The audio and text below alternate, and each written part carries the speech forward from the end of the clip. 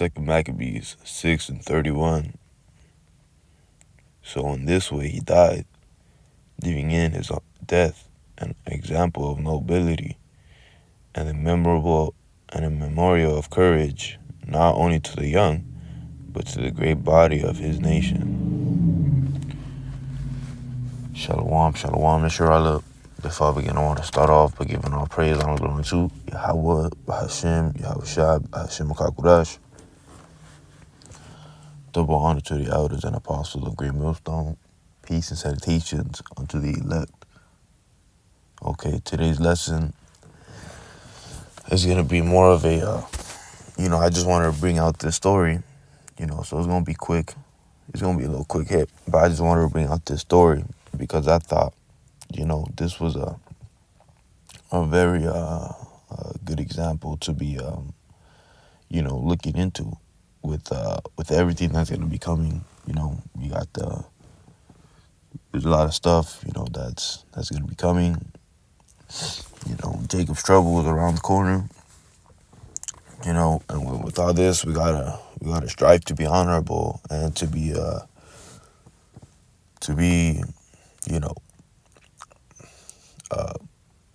honorable unto the Lord, right?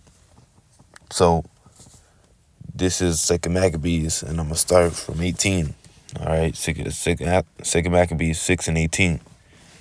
Eleazar, one of the scribes in high position, a man now advanced in age and a noble presence, was being forced to open his mouth to eat wine's flesh. All right, so Eleazar was, an older man, an elder, and, he was being forced to eat the, pork. That's what the swine's flesh is, all right? But he, welcoming death with honor rather than life with pollution, went up to the rack of his own accord, spitting out the flesh. All right, so Eleazar, would have much rather died, than to eat this pork flesh, right? He was welcoming death. That's a very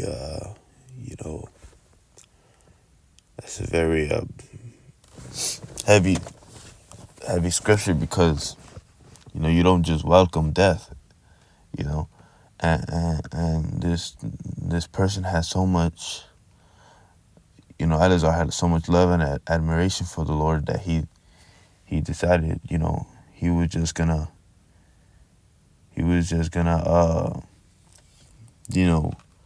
he'd rather die rather than go against the word of the Lord, as men ought to go, who have the courage to refuse these things that is not right to taste, even for the natural love of life. Those who were in charge of the unlawful sacrifice took the man aside because of their long acquaintance with him, and privately urged him to bring meat of his own providing, proper for him to use, and pretend that he was eating the flesh of the sacrificial meal, which had been commanded by the king. So, many people liked him. Many people liked Eleazar. He was a very likable guy, and people were pulling him aside to tell him, pretend that you're doing this, pretend that you're eating the swine flesh, but really what you're eating is beef, just pretend that you're eating it, right?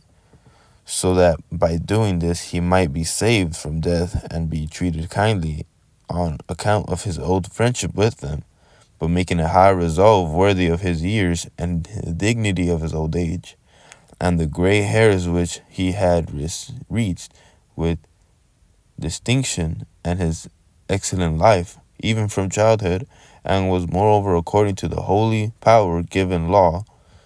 He declared himself quickly, telling them to send him to Hades. So, let me read 24. Such pretense is not worthy of our time of life, he said. Let many of the young should suppose that Eleazar, in his 90th year, has gone over to an alien religion, although my pretense, for the sake of living a brief moment longer, they should be led astray because of me, while I defile and disgrace my old age. For even if for the present I should avoid the punishment of men, yet whether I live or die, I shall not escape the hands of the Almighty. Therefore, be manfully giving up my life now, I will show myself worthy of my old age, and leave to the young a noble example of how to die a good death willingly and nobly for the reversed and holy laws. Right. So Elazar is saying pretty much, F that in simple words. He's not going to go and pretend that he's going to eat that swine's flesh. If he's going to die, he's going to die an horrible death because he wants to give a good example to those young men who there were at the time. Salakia, it's a little chilly. It's a little chilly right here. But it says, and when he has said this, he went at once to the rack, and those who a little before I had acted towards him with a good will now changed it to ill will, because the words he uttered were in their opinion sheer madness. When they were about to die under the blows, he groaned aloud and said, "It is clear to the Lord Yahweh Shai in his holy knowledge that though I might have been saved from death, I am enduring terrible sufferings in my body under this beating.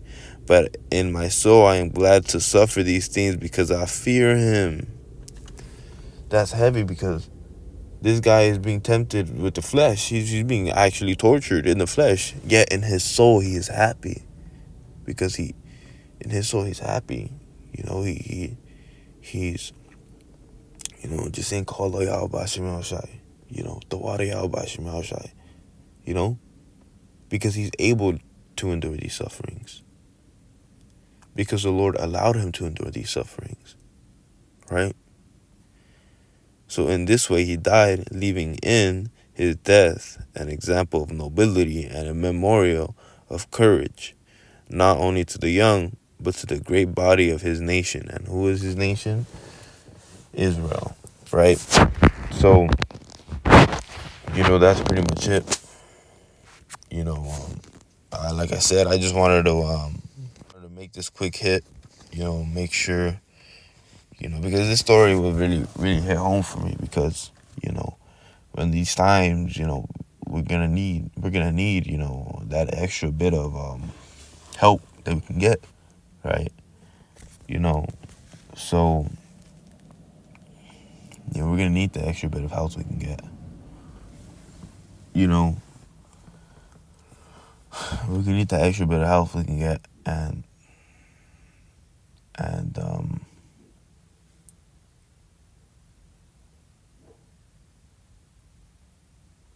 with that, I'm gonna give our praise and glory to Yahweh, Ba'ashem Yahshua. Shalom.